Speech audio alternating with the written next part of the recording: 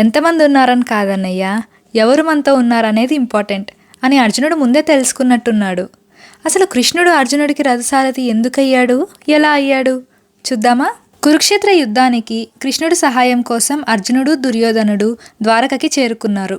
కృష్ణుడు ఆ టైంకి నిద్రపోతున్నారు. దుర్యోధనుడు కృష్ణుడు తల వైపు ఎత్తుగా ఉండే ఆసనంపై కూర్చోగా అర్జునుడు స్వామి పాదాల వైపు నిల్చున్నాడు. కృష్ణయ్య లేశారు.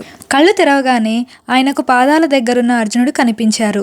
తర్వాత తలవైపున్న దుర్యోధనుడిని చూశారు. వారు వచ్చిన విషయాన్ని తెలుసుకున్నారు. దుర్యోధనుడు, నేనే ముందుగా వచ్చాను కాబట్టి నాకే నువ్వు ముందుగా సహాయం చేయాలి అని కృష్ణుడితో అన్నాడు. అందుకు కృష్ణుడు నవ్వి, నువ్వు ముందుగా వచ్చావు, కానీ నేను ముందుగా చూసింది అర్జునుడినే, కాబట్టి ఇద్దరికీ సహాయం చేస్తాను అని కృష్ణుడు ఇద్దరికీ ఒక ఆఫర్ ఇచ్చారు. మీ ఇద్దరిలో ఒకరికి నా శక్తివంతమైన నారాయణీ సేన పూర్తిగా ఆయుధాలతో ఇస్తాను, మరొకరికి కేవలం నేను మాత్రమే ఆయుధం పట్టను, యుద్ధము చెయ్యను. చిన్నవారికి ఫస్ట్ ప్రిఫరెన్స్ ఇవ్వాలని కృష్ణుడు ముందుగా అర్జునుడిని కోరుకోమంటారు. అర్జునుడు ఒక్క క్షణం కూడా ఆలోచించకుండా, నాకు సైన్యం వద్దు మాధవ, నువ్వు మా పక్షాన ఉండు చాలు అని అన్నాడు.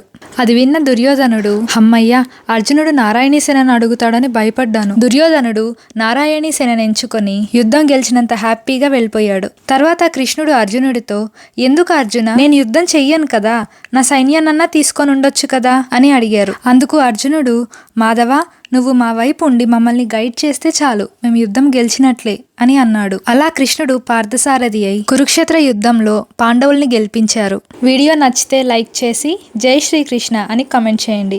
ఇలాంటి ఇంట్రెస్టింగ్ వీడియోస్ కోసం ఫాలో అండ్ సబ్స్క్రైబ్. జై శ్రీకృష్ణ.